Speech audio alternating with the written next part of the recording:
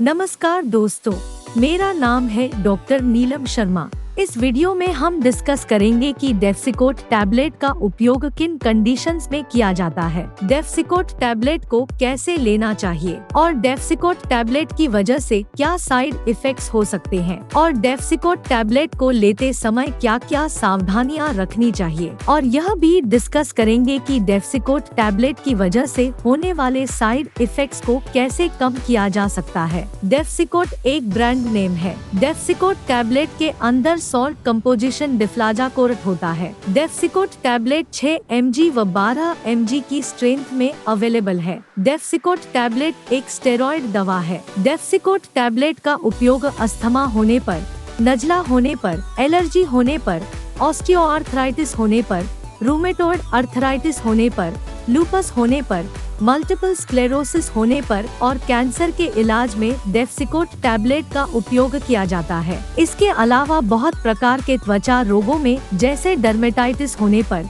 Eczema होने पर, psoriasis होने पर, त्वचा पर कोई एलर्जी होने पर और त्वचा पर खुजली होने पर आदि कंडीशंस में भी डेफ्सिकोट टैबलेट का उपयोग किया जाता है। ऑर्गन ट्रांसप्लांट के बाद भी डॉक्टर डेफ्सिकोट टैबलेट को लेने की सलाह दे सकते हैं। हमारे शरीर में ऑर्गन ट्रांसप्लांट जैसे लिवर या किडनी ट्रांसप्लांट के बाद इस बात की संभावना बहुत ज्यादा होती है कि हमारा शरीर ट्रांसप्लांट किए गए ऑर्गन को रिजेक्ट कर दे। इसलिए ऑर्गन रिजेक्शन से बचने के लिए डॉक्टर इम्यूनोसप्रेसिव दवाओं के साथ डेफ्सिकोट टैबलेट को भी लेने की सलाह दे सकता है। डेफ्सिकोट टैबलेट शरीर के इम्यून सिस्टम को कमजोर करती है, जिसकी वजह से हमारे शरीर का इम्यून सिस्टम ट्रांसप्लांट किए गए ऑर्गन को रिजेक्ट नहीं कर पाता है और ट्रांसप्लांट किया गया नया ऑर्गन आसानी से काम कर पाता है। डेफ्सिकोट टैबलेट शरीर में इन्फ्लेमेशन यानी सूजन को कम करती है। इसलिए इसके अलावा भी बहुत सी ऐसी कंडीशंस है जिनमें आपका डॉक्टर डेफ्सिकोट टैबलेट को लेने की सलाह दे सकता है। दोस्तों, अगर आपको वीडियो पसंद आ रहा है तो कृपया वीडियो को लाइक करना व चैनल को सब्सक्राइब करना न भूलें।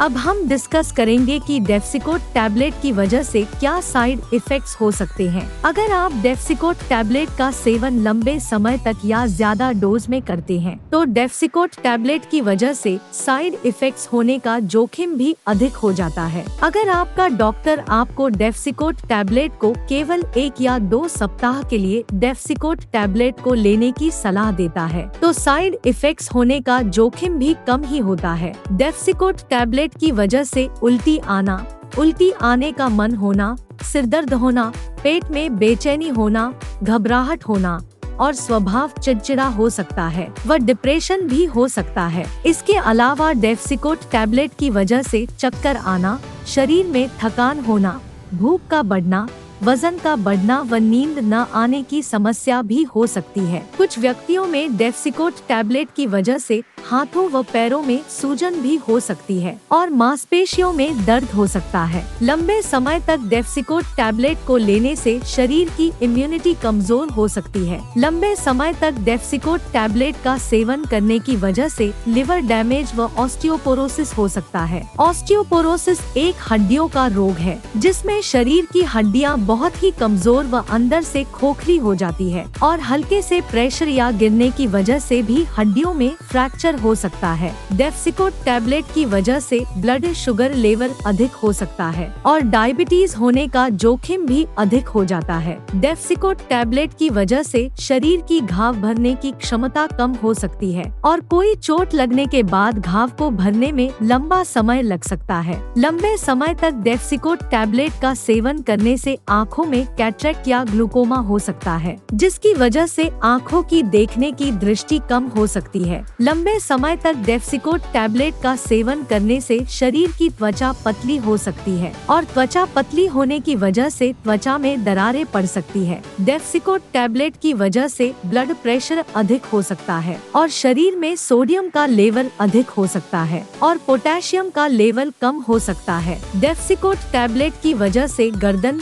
चेहरे, पेट और शरीर के अन्य हिस्सों में असामान्य रूप से फैट का जमाव हो सकता है, जिसकी वजह से चेहरे, पेट या शरीर के अन्य हिस्सों में सूजन हो सकती है। डेफ्सिकोट टैबलेट को बच्चों को लंबे समय तक देने से बच्चों की ग्रोथ प्रभावित हो सकती है और बच्चों की ग्रोथ धीमी या कम हो सकती है। डेफ्सिकोट टैबलेट की वजह से शरीर पर बालों की ग्रोथ अधिक हो सकती है और महिलाओं में चेहरे पर भी बालों की ग्रोथ अधिक हो सकती है। इसके अलावा महिलाओं के मासिक धर्म अनियमित हो सकते हैं। अब हम डिस्कस करेंगे कि डेफ्सिकोट टैबलेट को लेते समय क्या क्या सावधानियां रखनी चाहिए। टीबी होने पर, डायबिटीज होने पर, वायरल या फंगल इन्फेक्शन होने पर, थायराइड की बीमारी होने पर, पेट में अल्सर होने पर, किडनी या लिवर की कोई गंभीर बीमारी होने पर, ऑस्टियोपोरोसिस होने पर और मायस्थेनिया ग्रेविस होने पर आदि कंडीशंस में डेफ्सिकोट टैबलेट को बहुत ही सावधानी से दिया जाता है। इसलिए इन कंडीशंस में डॉक्टर की सलाह के बिना डेफ्सिकोट टैबलेट को नहीं लेना चाहिए। प्रेग्नेंट महिलाओं और स्तनपान करा रही महिलाओं के लिए डेफ्सिकोट टैबलेट का सेवन करना सुरक्षित व रिकमेंडेड नहीं है। अब हम डिस्कस करेंगे कि डेफ्सिकोट टैबलेट को कैसे लेना रिकमेंडेड होता है। डेफ्सिकोट टैबलेट को खाना खाने से पहले भी लिया जा सकता है और खाना खाने के बाद भी लिया जा सकता है।